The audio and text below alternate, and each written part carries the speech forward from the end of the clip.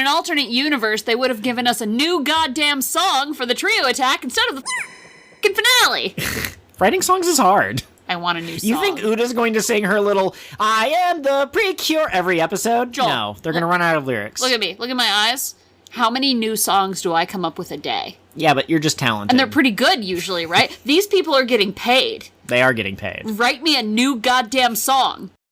This is the Cotwin Podcast. We're talking about PreCure. PreCure! Here's something that should have gone at the beginning of the episode, and in fact, I'm going to edit it towards the beginning of the episode.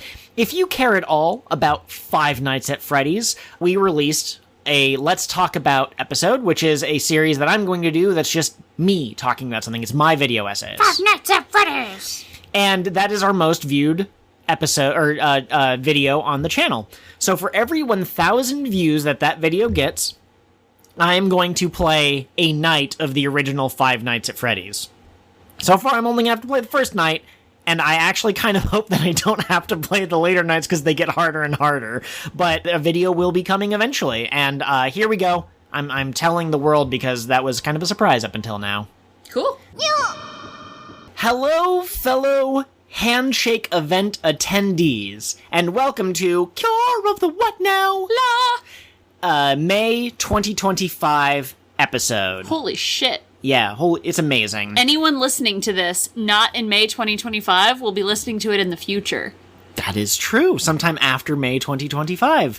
This is a ongoing show where we watch the You Idol season of PreCure, and we discuss it, and we predict what's going to happen next, and we compare it to other episodes that we've seen. We haven't seen all of them, but we've seen a few of them. Also, we have a mystery episode segment, and that has become a hit amongst our listeners, I I'm think. glad, because I really like it. It's fun. Absolutely. Eventually, we'll have to start switching off, but I like you doing it for right now. Anyways, I'm your host, Joel, and throughout the episode, I will actually have 13 different forms, 13 different personalities that I'll be cycling through, and at the end, it will be revealed that they were all Xehanort all along. I'm sorry, can you clarify for me Yes. what that's a reference to in these episodes? That's Kingdom Hearts. No, the episode with Nana having 7 personalities, the Wasn't 7 wonders that last of... recording? No. Oh, the Seven Wonders of Nana is part of this. That's why I said before we started recording, the 4 episodes are the 7 Wonders, that's the episode with Nana, the CD debut, the trio attack, and Mirroring. I have bad news for you about how closely I listen to what you tell me.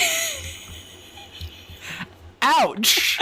Hi, I'm Kat. You're the co-host. The co-host, the soon-to-be possibly ex-wife of Joel, and he kicks me out, locks me out in the cold and wet. No. And I am the over-enthusiastic one in the recording booth. I'm dancing, I'm singing, I'm having a great time, but here's a news flash, you gotta stand in one place and sing in the mic or it doesn't record consistently. Unless you have like a magic headset that, Your guy in the little booth will be like, watch your peeking, and you'll be like, watch me flip you off. Watch me do a cool kickflip. This episode will be covering episodes 9 through 12 of You Idol PreCure. But before that, we have a segment that we used to do before we went into our long sleep that I would like to bring back. Catherine, is there any TV shows or maybe books that you've read or anything like that that you'd like to recommend and shout out to our listeners? Yeah, so periodically I go through a horror kick, so that's what I'm doing right now. I just finished a book called Night Bitch, which was Joel can bleep out No, the I mean, swear like, word. it's just, you have to say it because, like, they need to know what we're listening to, but it's just very funny to juxtapose that with PreCure. Yes, absolutely. And I should have had the author pulled up already, but You didn't know we were going to do this segment. I threw it at you. It's by Rachel Yoder. Very intense book about a woman struggling with, like, motherhood and creation of art and society's expectations, and it was really good. That's deep. Yeah, the one-sentence elevator pitch is a suburban mom thinks she's turning into a dog. Okay. So, Yeah. there's a lot of... Is it she thinks it's like gradually, like over the course of a week or a month she'll turn into a dog, or is it like every night she turns into a dog? She thinks it's happening slowly. Okay. Yeah. I see. It was really good. I liked it a lot. Sometimes horror hits you in different ways, and this one was very much like existential, like, society horror. So it's not like a slasher or anything like that. She's not, like, chased by a guy with a chainsaw or something. No, but there is some, like, she thinks she's turning into a dog, so, like, she does some violence in her dog mode. Very good book. I also am watching the final season of You. Yeah? And... yeah, you know, that show has gotten steadily more unhinged over the course of 5 seasons, just like the main character. So, yeah. If you are sensitive to people not having consequences for their actions, it's probably not the show for you. Joel can't watch it with me because it makes him mad. I'm going to watch the final couple of episodes because I really hope that, like, they throw him into a blender. Just a giant blender. A Joe-sized blender that they had made specifically to throw him into. Yes, right? Absolutely. And then afterwards they destroy it. Just like the various inventions of Phineas and Ferb. It only lasts for the one episode. Yes. And then I've also just started listening to a podcast called The Magnus Archives. Back in our We're Back episode, we talked about League of Legends and the Arcane show. The friend who likes Arcane a normal amount also likes this podcast a normal amount, and like 6 months ago was like, you really need to listen to the Magnus Archives. And I didn't pay attention to them then, but now one of your favorite YouTubers did a Would You Survive the Horrors Magnus Archives episode. Spoiler alert, I would not survive the horrors. Joel probably also would not survive the horrors. Most of us are not surviving the horrors. But that made me want to listen to the Magnus Archives. And it's really good. The main character, the guy who's, like, collecting all of these stories into digital format, he basically doesn't believe in the supernatural. And this is his slow descent into madness as he grapples with the fact that, like, nah, this stuff is real. Very interesting. Very horror-themed for all of this stuff. Yeah. All right, I have a couple of things. I'm going to try to bullet point them very quickly. Sticking to the theme of horrors and monsters and stuff, we watched the Devil May Cry anime on Netflix. You and I have never played a Devil May Cry game. I know a little bit because there was a death battle that involved, I think, Dante. So, like, I heard them list off, like, some of his physical feats that he's performed. And I've listened to some video game reviews of some of the games, but, like, I know nothing about it. Anime was very goofy fun. I need to whump this man. What, Johnny, or I was about to talk about the voice actor, Johnny Young Bosch, who voices Dante. No. But you mean Dante the character. I mean Dante the character, although the narrative does a pretty good job whumping him for me. Also, the bad guy in that show is the White Rabbit, and he, whumpable, for sure. Oh, God, I mean, Life, again, whumped him hard. He's a pretty interesting character. I felt the menace from him. Yeah, but you know, if you write Devil May Cry fanfiction, maybe just slide into my DMs. We can talk about it. Absolutely. We've also been watching Brave Bang Bravern. So good. Which is an anime. It is a mecha show. You should go into it with the least amount of knowledge possible, but all you need to know is that it's mecha and it's very Top Gun vibes. If you know about a scene in Top Gun that everyone memes on, it's that for 12 episodes. The whole show. Mm-hmm. So that's pretty good. Kat mentioned Haley Whipjack, but not by name. She just mentioned a YouTuber that I've been listening to. Haley Whipjack is a YouTuber who talks about all sorts of things. She has a video on the first 5 Ice Age movies that's pretty good to listen to. She has one that's on the entire Shrek franchise up until Puss in Boots: The Last Wish. Or maybe it was written before that. I haven't watched it. I've heard it's good. She also does long recaps of Once Upon a Time, a show that I have never watched, and she is somehow making me nostalgic for a show that I've never watched. Yeah, she's really good. One of my big criticisms of the YouTube essayist space is that it's all dudes, and like, I get it, I know a lot of men who really like the sound of their own voice, but it's fun to see a woman do it, and she's very engaging, and she's very funny. I like the way she enunciates her fancy words. I don't think she does a fit check / dress up bit for all of her videos, but Once Upon a Time, she really likes the costuming department. So every episode, she puts on at least one costume.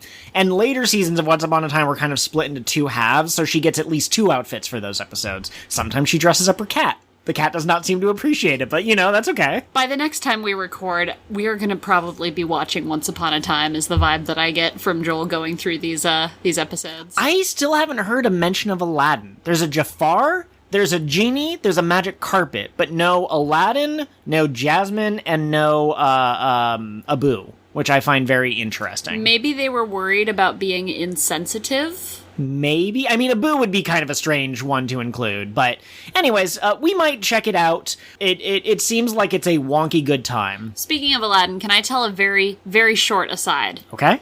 Oh, by the way, there's timestamps in the description below, so if you're here for listening to PreCure stuff, just click them. I'm in class with a woman whose name is Jasmine. Okay. She goes by Jazz. I never connected that was short for anything. She was like, guess what my mom's favorite Disney movie is? And I, A, was not paying a lot of attention to the conversation, and B, didn't know her name. And I was like, I don't know, The Little Mermaid, because that's my favorite. It should be everyone's favorite. It's the best. And she just stared at me, and she goes, are you for real right now? And I was like, I don't know. And she goes, my name is Jazz. Jasmine? And I was like, oh, like that one. Like Hercules. Like Aladdin. And she's like, yeah. And I was like, oh, that's my husband's favorite Disney movie. Ah. But yes, it was very awkward, and I continue to be the most awkward person in the room. I've just started warning people that if they're not a dog, I won't remember their name. Okay, yeah, absolutely. The other thing that I discovered is a YouTube series, I believe the term is VHS horror, called Angel Hair. They're short, 6-minute videos. It has 3 seasons, so, you could, if you're the obsessive type, watch the entire series that's out so far in, a single evening. It's, probably less than 2 hours of content.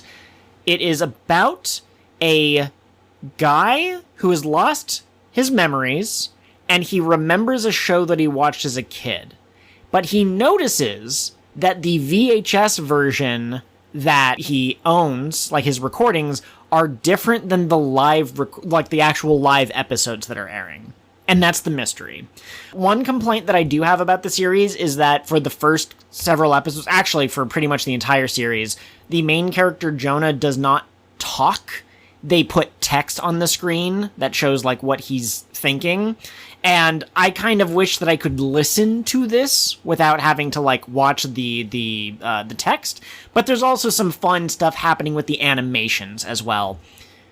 Any episode they have that's their music does not contain lore for the series, but anyone that is fans from the audience, they'll generally give you little tiny bits of world building in there. So I would say just check out their YouTube channel, and that is from a creators called The East Patch. They apparently have another show that I think is about science fiction. I have not had the time to check it out. For my podcast, if you go on YouTube and you search the Magnus Archives, there's a playlist that has all of the episodes. Absolutely. So now, I think it's time for the mystery episode segment. Do you think that makes sense before we start talking about You Idol PreCure? I'm so ready. And you wanted to give the disclaimer that you may or may not have given me a heads up accidentally. Yes. People who see our YouTube videos might notice that there's just a lot of chaos in the thumbnails for Cure of the What Now specifically. Cure of the What Now, la! And that is because when I watch these episodes, I typically go back and watch them a second time, and I take screenshots of any funny expressions, any kind of interesting poses, that sort of a thing, and then I turn those into stickers. And I was watching this episode for a second time, and I saw something, and I go, that's kind of strange. It didn't have any identifiable characters in it. It was just a sign, and I took a screenshot, and I sent it to you, and I go, why is that sign weird? It's a sign for a garden, but the R is, slightly tilted to the side? It was weird. And you went, oh, I know what season you watch now. And I went, you do? And you're like, it's a very distinctive art style. And I went, oh, interesting. So we will see if that potential hint did give you the right idea, or if it's a red herring. I did not send it to trick you. I legitimately thought you weren't going to be able to recognize it, and you were just whatever.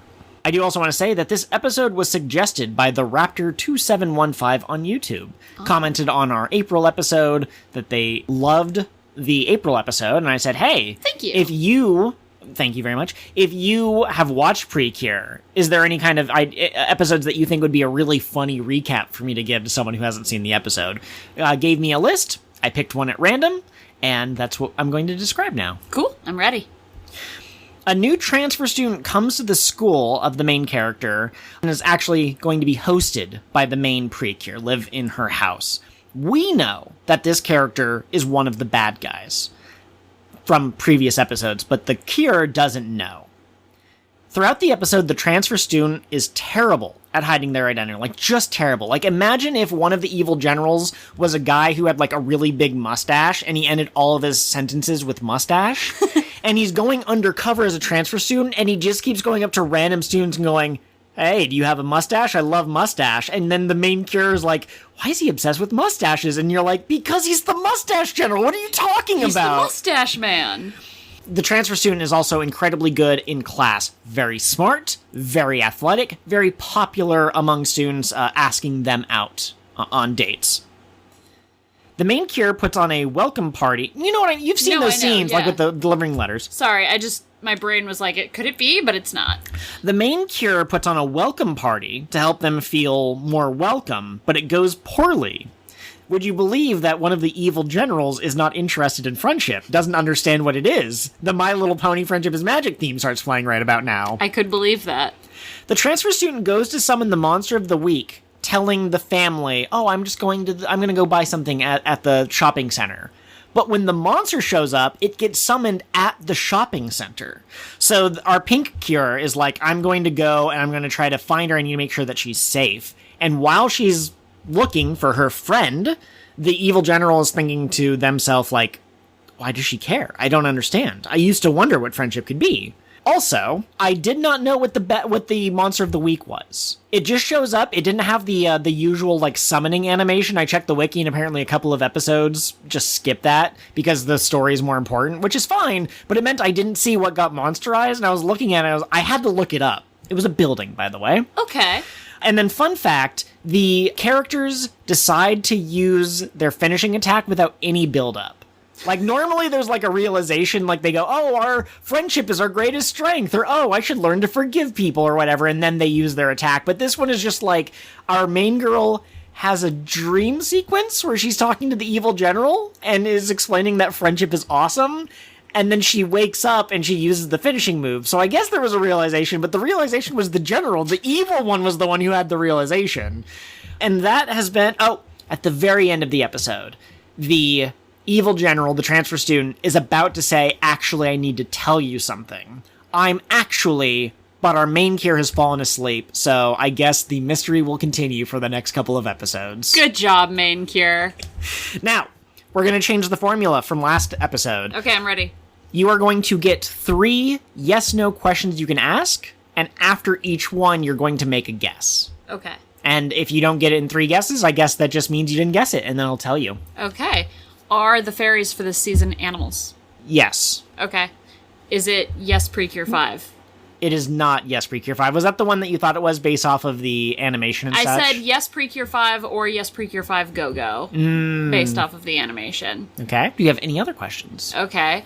Is the theme of this season... Oh, gosh, I hope I can answer this one, because I only watched the one episode. Sorry. So, this isn't one that you've seen. It could be, or it could not be. I'm sorry. Okay. Is the theme of this season related to dreams? Yes. Okay. Is it Yes PreCure 5 Go-Go? It is not Yes PreCure 5 Go-Go. So you are going down the red herring route. That's fine. I was wrong? I hate to be wrong. That does explain why you can't guess some of Brandon Sanderson's, like, twists, as we discussed in the Wind and Truth episode, because maybe you get too fixated on, like, what you think an answer is that you don't see all of the other clues. You have one more yes-no question. Is the villain blonde? For this episode, or, yeah, like... the girl. I didn't say it was a girl. Yes, no. you did. You used she, her pronouns the whole time. No, she for the pink cure. I've been using they, them pronouns for the evil villain. Have on purpose. I've been trying to. Oh, okay. Well, then, is it Cure PreCure a la mode? It is not. Because Ryu was a transfer student and everybody loved him. Actually, I think that might have been one of the other ones that the Raptor suggested. There were 2 seasons that had transfer students. I'm pretty sure one was Cure. It's Hugto. Oh, that explains it. I've never seen anything of Hugto. Interesting. I was really wondering if you're going to ask, is this a show we've talked about on the podcast? And I'd have to be very careful about my answer. The theme of Hugto isn't dreams. It's what you're going to be when you grow up. Isn't that about your dreams? No. That's... Okay, I think that's dreams. I think it's like what you dream of aspiring to be. Operationally define dreams. Thank you, Dr. Skinner. But yeah, the theme of Hugto is specifically growing up because it was one of those shows that was supposed to encourage people to be parents. Well, yeah, but like it's what do you want to be when you grow up? So they're exploring different career options. Fairy for this season is a baby, not an animal. There's a hamster man. There's a hamster man, and he is in a weird relationship with the baby. I remember everything now. I think he knows the baby from when she grows up, but she's been reverted to a baby. And but he still has romantic feelings. Very Jacob-coded, yeah. Jacob from Twilight coded. Oh, that was hard. Good job, random citizen. Raptor. Yes. That was their name. Also, if you want us to get your pronouns right and you leave a comment that might be in the episode, just include your pronouns in them. Yeah, absolutely. Now, we can get into the main episode. I'm so mad I was wrong. I'm going to be stuck on that. You made me think I was right. I was so impressed with myself and proud of myself. You said, I recognize the art style, and all I said was interesting, which is as non-committal as you can possibly be. No, you said something like, I'm so mad. Well, okay, I'm not trying to trick you. At no point will I ever try to mislead you. Okay. But sometimes I just make mistakes. It happens. Okay. All right, so the first episode we watched was episode 9, called The 7 Wonders of Nana. This is apparently a cultural thing in Japan. I recognized it after I thought about it for a second from Kingdom Hearts 2. At the very beginning, you're investigating the 7 mysteries. But you and I aren't from Japan, so we didn't quite catch what was going on. But essentially, Nana starts acting differently, and Kokoro jumps to the conclusion that these are the 7 wonders of Nana, and something bad might happen when the 7th one is revealed. After they see the 7th one, the Makuranda shows up, but that just happens every Tuesday, so I don't know why she thinks that they caused it somehow. Episode 10, Tanaka decides that they're going to release a CD to the public. They're going to do a recording. Kokoro gets kind of nervous about being the younger member of the team. They eventually record the episode. They hold a handshake event, and that gets interrupted by a Makuranda, and Kokoro gets over her concern. The next episode is about Uda's dream. What does she want to be when she grows up? See, dreams and growing up can be connected. Mm-hmm. Yep. She doesn't know what she wants to be. They're like, do you want to be a singer? And she's like, I don't know. Do you want to be an idol? I don't know. And they go through a bunch of jobs that are all like previous PreCure seasons, which is pretty funny. Yes, it was fantastic. And at the end of the episode, what she realizes is that she wants to be the Idol PreCure, which is different than being an idol, and she wants to do it specifically with Nana and Kokoro. That's the point, is the friendship. And so they're able to use their new group attack called... It's not called Trio Attack. It's called Trio Dreams. Trio Dreams, which you'll also recognize is the name of the outro from this series. Get new material. Episode 12, a new fairy has shown up, the one that we've seen in the opening. And have you ever heard of the yandere trope? Because this is basically the PreCure equivalent of like the jealous baby sister who wants all the attention and might or might not have a romantic interest in Puarun. Yeah, so Beatrice, the keeper of the hidden library, is here. She does have twin tails, but she is looking for Puarun. Puarun and the girls find out that Marurin is here, and they spend the entire episode looking for each other and just barely missing each other. And then they finally find Marurin, and then the bad guys show up. The bad guys have gotten a power-up and are now more dangerous, and they have to work together to win, and then they work together, and they win. Yes, they do. What were you going to say? I was going to say, don't the bad guys get the power-up after they're defeated? But yeah, that was last episode, and this is a new episode. Right, yes. I keep getting the order of Trio Dreams and the Mirror Run episode mixed up. Because we watched them in the wrong order. Yeah. Okay, so we were watching these episodes like as a marathon, like one back to back to back to back. And at some point, right as the beginning of episode 11 started, we must have accidentally hit the like skip to next episode button on the PlayStation controller, and we didn't notice because it was so early in the episode that like it was still the same opening or whatever. And then we got halfway through, and I went, "Why are we getting flashbacks to something that hasn't?" Oh my god! So, how did you like these episodes? I think the Nana episode might be one of the best episodes of PreCure I've ever seen. I was hysterical the whole time. Oh, yeah. I wrote in my notes, Nana rapping might be the greatest joke that they've ever told. Could you name all 7? She gets rapper. So the very first one was her walking weird on the sidewalk. Walking only on the white line. Yes. Yeah. And then rapping. Okay. And then she took a thank you letter to the mascot. Okay. That was near the end of the episode, but yes, that was one of them. Yes. She was an English teacher. Yeah, she was speaking in English. Yeah. Yes. She was a monster for the little sister. Rawr! Yeah, absolutely. She drew a picture in the sand. Okay. It's really dumb. There's one more. Hairstyle.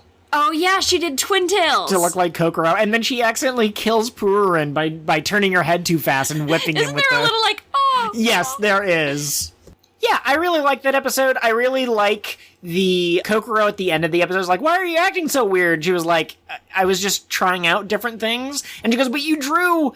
What did she think she was drawing in the sand? She thought it was a summoning circle. Yeah. She was summoning demons. And they run over, and it's them. It's the 3 of them with their faces drawn in the sand. It was very cute. Yes. You may have seen, I think you mentioned this briefly when we were getting into this episode, but you may have seen the 7 Wonders trope referenced in other seasons of PreCure. For example, in the original PreCure, I keep wanting to call it PreCure Black and White, but that's not it. That's Pokemon. Those are Pokemon versions. That's a Pokemon version. No, but in the original PreCure, the episode with the dummy that comes to life and like runs through the halls. Oh, the one that was like legitimately unsettling, I think. Yeah.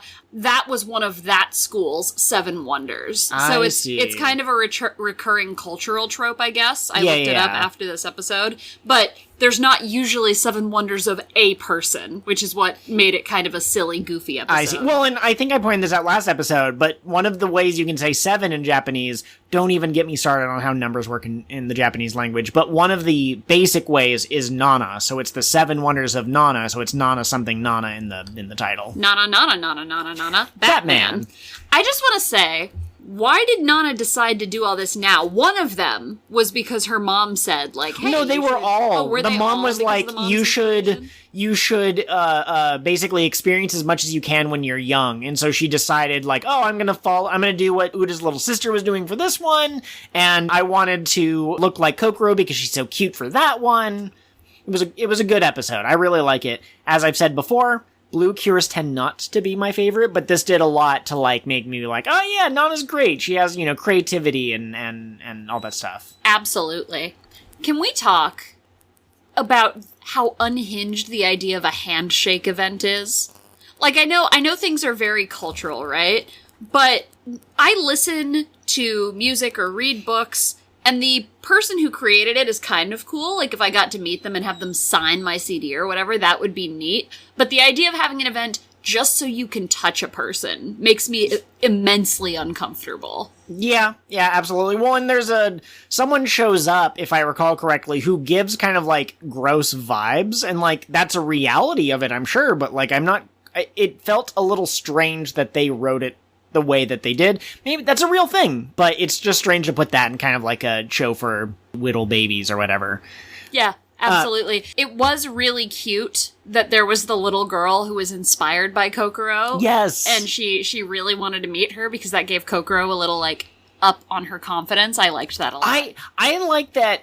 I'm kind of of 2 minds. I don't like characters who just have the one character trait. So if every episode with Kokoro is her being nervous about not being a good enough team member and that she'll never live up to her teammates, by episode 30, I'm going to be like, can we move on? Can we give Kokoro something else to work with?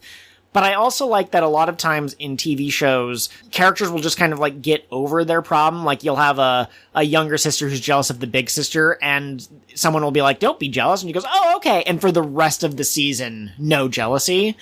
So I like that Kokoro is still trying to grapple with whether she deserves to be on the team or not. I don't want them to overdo it, but I'm glad she didn't get over it instantly from the last time. I also like that it's not over the top. Sometimes in anime, you'll have a character whose character trait is, like, embarrassment, right? Yep. I can't possibly record. I'm too embarrassed. And it'll keep coming up over and over. But Kokoro can be encouraged. Yes. And her relationship with Uda and with Nana helps her to get through and actually do the thing. Yes. And so I appreciate that it's not like, oh no, over and over and over. This is not a My Little Pony Friendship is Magic episode. Weird that I've brought it up twice. Weird that we haven't done a My Little Pony We did an Friendship Equestria Rock episode. We did. Okay, but Fluttershy was that to me a little bit back in the day when I used to watch it, because there'd be episodes... Hated Fluttershy. There would be episodes where she would learn to be assertive, and then, like, the next time we saw her, she'd be back to being the same kind of, like, oh, no, I couldn't possibly. I told someone once that I thought Fluttershy was manipulative, and I think that might have ended that friendship. But I did not care for Fluttershy. I love all of the main six equally. I don't care for Fluttershy. Bottom tier pony, just above her is Twilight. This is not a My Little Pony episode. And our rankings would be quite different, I think. Yeah, because, I mean, Rarity is best girl, and you have bad taste. Yeah, absolutely. No, I'm just kidding. Your favorite is my number 3, so she's, like, exactly middle of the pack. Do we have anything else about the non-episode? I think it's basically just funny and creative is the main ones. Here's something. When we had the episode, when Kokoro, with the sleepover episode, they see Hanamichi, they see the squirrel mascot, and Nana's like, oh, I really like that mascot. I always have since I was a little kid. I thought they had just invented that mascot for that episode, but I went back to get my screenshots of episode 1 because I'm a completionist, and that mascot was in that episode too, so I guess it's just going to be a recurring character who shows up occasionally and is the mascot of this fictional town. It's so funny to me that you thought that he was only in that episode, because I saw him and I was like, oh yeah, Nana mentioned earlier, like, yeah, I love that guy. No. Okay, this episode with the 7 Wonders, the mascot is the thing that gets turned into the Macaranda. But there was an earlier episode where she talks about how she really likes that mascot because of when she was a kid. I thought that episode, when she says, I've always liked that mascot, was the first time we saw that squirrel thing. But it was even further back than that. I see, okay. I swear that there is no medication powerful enough to get my brain to actually work the way that a normal brain is supposed to work. When I was talking about the evil general being really bad at disguising who they are, I don't know if you remember, but the purple-haired girl, Ruru or Lulu... She's a robot, right? She's a robot. And so she tells, like, this main girl, she goes, like, that's highly inefficient. I calculate a 12% chance that you're gonna stub your toe or whatever. And, like... Girl, I know you're a robot and can't help it, but if you're trying to go undercover, you're not doing a very good job. She makes the baby cry. When they do the welcome party, first she's like, we already said hi to each other. Why would you need to say hi to me anymore? And Harry, the hamster man, and the baby do like a party trick where the baby feeds him, and it's impressive because babies usually can't, like, use chopsticks, but the baby tries really hard, and she goes, that is a silly trick, and it shows the baby get all, like, teary or whatever, and I didn't think the baby was smart enough to react to things that people said to it, so, anyways, so that's what I meant when I said she was bad at hiding it. Yeah. Secondly, I was supposed to say this earlier, turns out, Kyun is not a nonsense made-up word. Now, I think that I can be forgiven because we've had a lot of pink cures who have made up catchphrases that are not real words. Naruto does it as well. Well, and what I meant last episode, and this is going to sound like I'm just justifying after the fact, what I meant was it's not... Whoops, I'm dropping stuff. It's not like a word that you would use in conversation, right? It's onomatopoeia for the sound of a heart doing stuff. Yeah. And I still have the same reaction, even knowing that it means something, that I would if it was, like, completely made up. Yeah, well, and I mean, I think I was the one who went kind of hard on, it's just a made-up thing. What, are we going to have a Kier Foogledy-Boo next season? Technically, Joel, all words are made up. Yes. A word that is not used in regular language. Anyway, we had to do our bad moment. Yes. Would you believe that we skipped the discussion question this week? That I forgot that we do that. Discussion questions. Yes. How about we get through the episodes and then we can do the discussion question at the end since we skipped it. Okay, here's a stupid question. Like a really dumb question. We've never seen Chokorine's right eye. What does she have under there? A Gios? A Sharingan? What's going on? I think it's gotta be like a Gios or something, or she's missing her eye because she gave it to Darkane. Oh, okay. She has a gun. Like, she just has like a little tube that comes out of her eye and it can shoot. Can you tell our listeners the bit you came up with about the gun? Oh, yeah. I talk to myself because we all do. Don't lie. You do it too. And I came up with the phrase, how amusing it appears that I've been killed by a jester with a hand for a gun. Don't you mean a gun for a hand? And I imagine someone in universe asking that question, and I was like, no.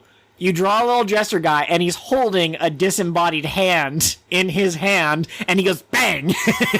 And it kills the man who said, how amusing, I've been killed by a jester with a hand for a gun. God, I love you. All right, you want to talk about the CD episode some more?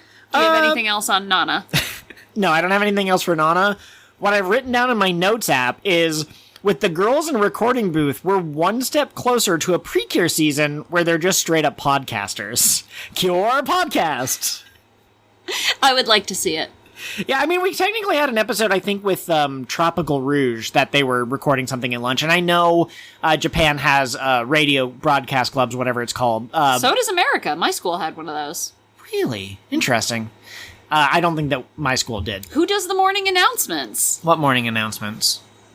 What are you talking Your about? school didn't do morning announcements? No, what are you talking about? Oh, What is yeah. that? My middle school, every morning, it would come on TV in the classroom, and they would sing our school anthem, and then student reporters would be like, here's what's new today. Here's what you can expect throughout the school day. We might have had that at my school, but it might have been like an optional, like, how do you view it? You go to this special room or something. I don't know. My elementary school also did school announcements, and that's how Beyblades got banned, was over school announcements, because people were getting into fights about Beyblades. But the principal didn't know that they were called Beyblades, so he called them rollerblades, and it was really confusing until we figured out what he meant.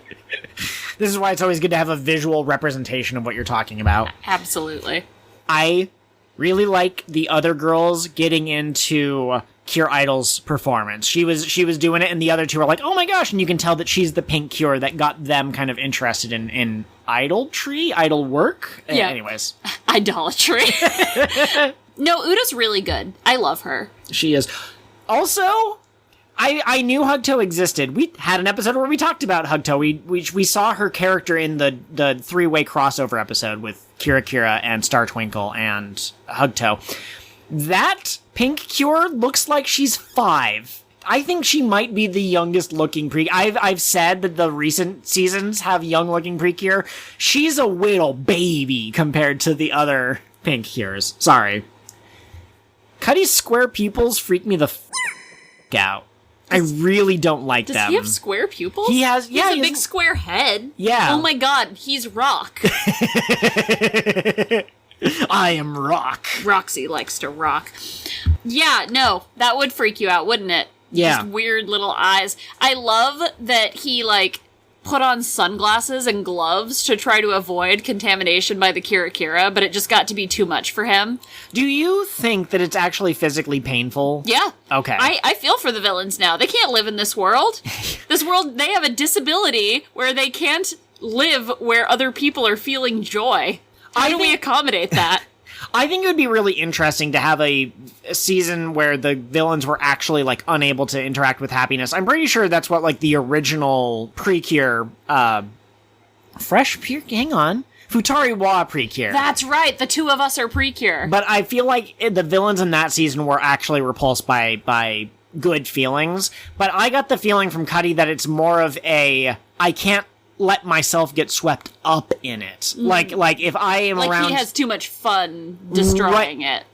Yeah, well, the more Cure Idol performances he watches, the less evil he's becoming. He's becoming more of a fan, so he's trying to protect himself from getting sucked into the enemy forces. Yeah, absolutely. You know what has a compelling... The bad guys are trying to take over this world because they can't exist? What's that? The Devil May Cry anime. Everyone should watch it. Oh, yeah. Yeah. You should also listen to Miracle of Sounds. What's the actual show? What's the song called? Show Your Style. Show Your Style, yes. Yeah. It's very good, but you should hear you should watch the original video as well. It has some good visuals and some good music in it that we can't replicate with our mouth sounds. Something that has been living rent-free in my head for the past 5 years is a comment on that video, which is, Devil May Cry is the only series where a man will rev a sword like a motorcycle and use a motorcycle as a sword. And spoiler alerts for the Devil May Cry anime, he picks up a motorcycle and uses it as a sword, and I screamed. Audibly, out loud. I went, he's doing the thing! And Joel's just sitting there like, what the is my wife thought about? Kat. Yeah. Love of my life. Yeah. My beautiful wife. Yes. My co-host. Your co-host. Is this... You're not divorcing me. Is this a Devil May Cry podcast episode? No, this is a Five Nights at Freddy's podcast. It is not that either. Okay. There's a part when Uda did a recording, and she was like, okay, Kokoro, now it's your turn to come in here and record, after Kokoro had already kind of flubbed her line a little bit the first time. And they do a little, high five handoff sort of thing. It's your turn, you're next kind of a thing. And at the end of the episode, when they're fighting the bad guys, they have another moment like that, and I thought it was maybe the cutest callback that they possibly could have done. It is cute. They're really supportive of Kokoro, Udo and Nana are. I feel like they are the best senpai, and we haven't really explored that relationship very much in other seasons, so. Absolutely. I really get the impression, I know all Cures are going to get along with each other because they're all pure-hearted people who are working to defeat evil and protect goodness, but there's certain characters who give me close vibes to one another, and I really, really want to see Uda interact with the Fresh PreCure. Yes. I think that she and... Was Momo the one that season? Momozono Love? Yeah. She was Fresh? Yeah. Okay. Yeah, I really want to see them hanging out. Any other thoughts for the CD debut episode? No, except that I liked it. It was a very cute episode. Okay. I liked it a lot more than the episode we're about to talk about. Okay. Just laying the cards on the table. Here's the thing about the Trio Dreams episode. Where's the thing? Right here. Okay. In front of you. I was really excited for our first combo attack, and I've been making jokes about, they used the song from the closing, give us a new song, you cowards. And, that's a separate thing. The premise, I feel, was very weak. Yeah, the idea of Uda trying to figure out what her dream was? Yeah, well, first of all, what do you mean Uda doesn't know what her dream was? I'm pretty sure in the first episode she said something like, my dream has always been to be a singer. I'm pretty sure. We can go back and look. I think it's her mom in the first episode who says she's always been trying to cheer other people up. I actually think this makes the most sense for a pink Cure to be the one who doesn't know what her dream is. And I can't articulate why off the top of my head. I can. The pink Cures are usually the ones who are going through growth and change over the course of a season. They're the main character. Yeah, absolutely. And that was true of Go Princess as well, that she was kind of she was the one who was the least refined of the three, at whichever point in the season. One? No way. Now you're gonna have to use a clip from that again. No. Yes, no, so I think that's what it is. The pink is usually the one going through growth and change. But they're is your cure to be an idol? And she says... Is your cure to be an idol? That's staying in. You can't ask me to take it out. They say... I'm sorry. They say, is your dream to be an idol? And she says, no, I'm already Cure Idol. And so, her dream's not to be an idol. Her dream's not to be a singer. They go through a bunch of other ones. And then at the end of the episode, she's like, my dream... First, no, actually... Back up a second, she decides her dream is to run her family cafe with her parents, and her mom's like, that's a stupid dream, get your own. Which is such a terrible response for a parent to give, and I get that maybe the idea is that she was just latching on to somebody else's dream because she couldn't think of her own, but lots of people take over family businesses. What a weird response for a parent. Yeah, okay, how about this? Let's script doctor it. Uda decides that her dream is to help run the cafe. She starts putting in a lot of effort to help her mom and such. And her mom goes, wow, you've really been putting in a lot of work. And Uda says, yeah, I realize that's my dream to take over. And the mom can say, that's great. We love your help. You're still young, and you might realize that you have another dream. The mom might kind of realize that she's latching onto this as a escape mechanism. She doesn't say it, though. She just says, hey, man, if you change your mind, it's okay if you do. You might change your mind. You will. But we're happy to have you. I would just love a parent moment of, it's okay to not have a set dream in middle school. Yeah, well, yeah, I think that's kind of what I was going over as well. Exactly. And we didn't really get that. And then by the end of the episode, she's declared her dream is to be a Cure idol, an Idol PreCure with Nana and Wink. But again, she's already doing that. At the beginning of the episode, she said, "This can't be my dream. I already am." But, okay, the difference, I think, between those two situations is that the first one, she said, I don't want to be Cure idol. And her dream is, I want to be Cure idol with you two. I want to be in a polycule that's not a romantic relationship. I want to be in a group together with you, and I want to go set sail into the dawn of adventure with you two. I want to be in a poly QPR with the two of you. What? It's fine. Google it later. But... So, okay, her dream is like, I want to be with you guys and stand on the same stage. Then they achieve that at the end of the episode. They all do their trio song together. Try, trio dreams. Anyway, I didn't like it. Okay. I feel like it could have been stronger. The song is called Trio Dreams, by the way, but I've written down in my notes that the attack is actually called High Emotion, which I think is great. You have the individual songs, they say, I'm the climax, and then in this one, it's High Emotion, which is very same theme, right? It's all part of the same keikaku. Yeah. Did you have anything else to say about this episode? First off, there's a part when Nana...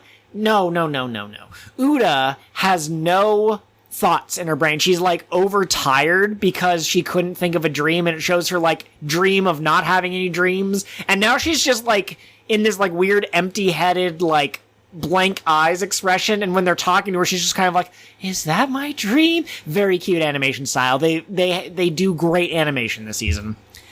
And then, at the end of the episode, this is the first time that Chokorine herself has shown up, and I was kind of expecting her to be a little bit better as a fighter, but she hasn't learned the same teamwork lesson. That's why they fail. They don't work together. But they summon 3 of these monsters, the Makurandas, and they all go in different directions, and the Cures have to split up. And Nana, the smart one, realizes, hey, you know how we can magically summon those headsets during our final attack? What if we could summon them now, and what if they also functioned as radio devices so we could talk to each other? And, like, it kind of doesn't make any sense, but I also kind of don't care. Just so long as it's, like, cute and funny, I'll go with it. I thought that was pretty good, yeah. Next episode, we not only get the appearance of Mararin. Is it Mararon? R-O-N, I think. R-O-N, yes. Yeah, okay. You were saying Mararin, but I think that's just Mararon. Okay. Mararon. I don't know.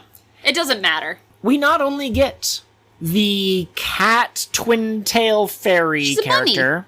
She's a what? She's a bunny. They make a big deal about her being a talking rabbit the whole episode. Oh. Usagi-san! Oh, yeah. Okay. But we also get the first appearance of Darkine this episode. She actually exists. For a while, I thought that Chokorine was Darkine pretending to be someone else, or that she could transform into Darkine, but we see Darkine show up and be like, you losers. Could have been a pre-recorded message. Oh, yeah. But she gives them some of her power. She's like, hey, you couldn't beat the PreCure. Let's power it up. And they get a new form of monster. It's not the Makaranda anymore. Oh god, I have no idea how to pronounce this. It is called the Kurayaminda. Kurayaminda. They have a different color of sunglasses, and they're stronger. They had red sunglasses before, now they have green sunglasses that are shaped like scissors. They were never shaped like scissors before. Yep, absolutely. They were never shaped like scissors Joel was before. like, weren't they always shaped like that? And I was like, I don't know, I didn't notice. And then he sent me a screenshot, and he was like, they were, you just didn't notice. And I was like, I know I didn't notice, that's what I said.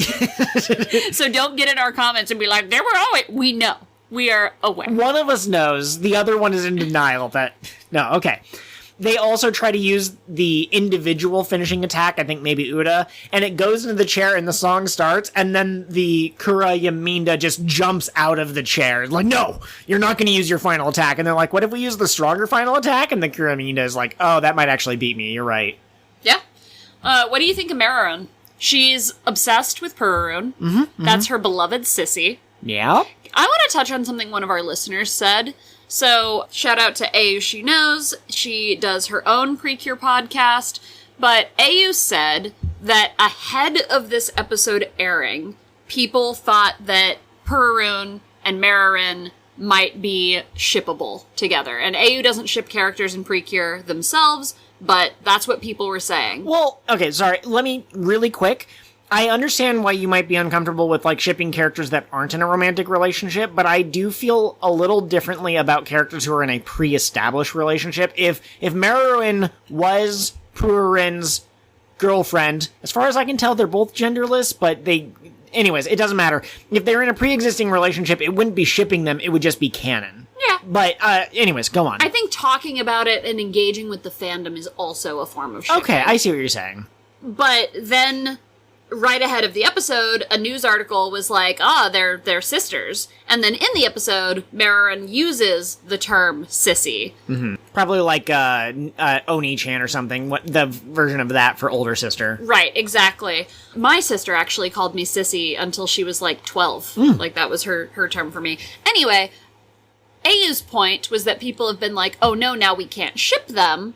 But apparently in Yuri, that's actually really common to use the sister honorific for someone you have romantic interest in as another woman. Yeah. So that's just kind of interesting. That's just a piece that I would not have gotten as an American listener and viewer if I didn't have somebody else who actually, like, lives in Japan and speaks the language. The other thing, too, is that sometimes two people who don't know each other very well might refer to each other with those names. Like, if you don't know that that lady is named, I don't know, Kim, you might call her older sister if she's older than you, and she might call you older sister if you're older than her. But Purin and Maruran, they do know each other, so that might not be applicable in that situation. Yeah. Maruran is definitely giving, like, intense yandere vibes. Like, she had to come to this world because she needed to be... Or they use they-them pronouns for Maruran throughout the episode. The sister terminology is confusing me. Right. They're they-them lesbians. But Maruran had to come here because they couldn't exist alone without Pururun. And Pururun, when they realize Maruran is here, is like, oh no, Maruran can't be alone. We have to go find them. We need to get them back with us right now.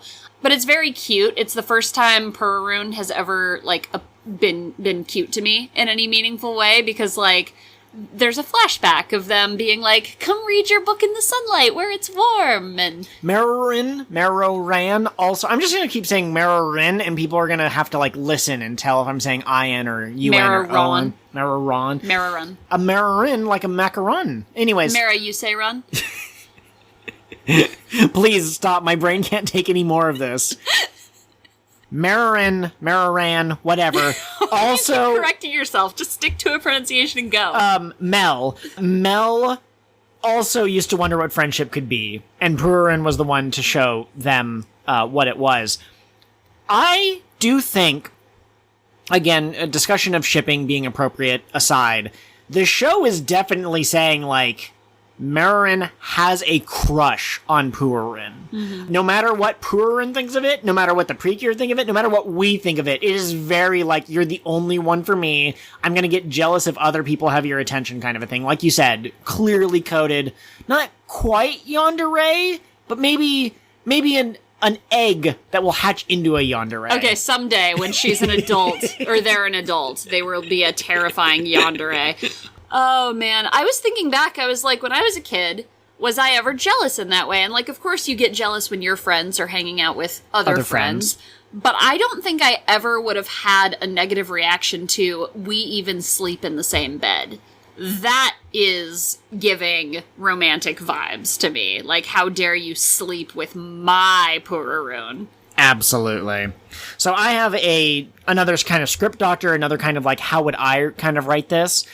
I think what they should have done, because the episode ends at near the end of the episode, before the new bad guy has shown up, Mel is basically like, oh, are the PreCure really that amazing? And then the PreCure save the day, and then at the very end, they're like, okay, I accept you, but you're still my rivals, and also I'm gonna be sleeping here because I don't want you and Purin to, like, be up to stuff behind my back. Like, it comes across as very romantic, but I think instead they should have found Mel at the very beginning of the episode. There shouldn't have been any kind of, like, where are they? They just meet up.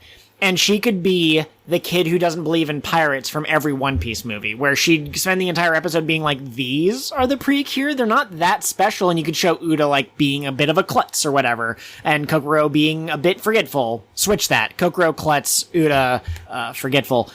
And then when the bad guy shows up, the monster could, for some reason, want to eat Mel in specific, and the PreCure could save them, and then they'd be like, oh, maybe the PreCure are pretty cool. You've earned my respect. I still don't think that you should be hanging out with Purin. Purin's mine, but, like, I understand what the hype is about the idols kind of a thing. I think that would work really well. I also think that would work really well. You're so full of good ideas. Have you ever written any books?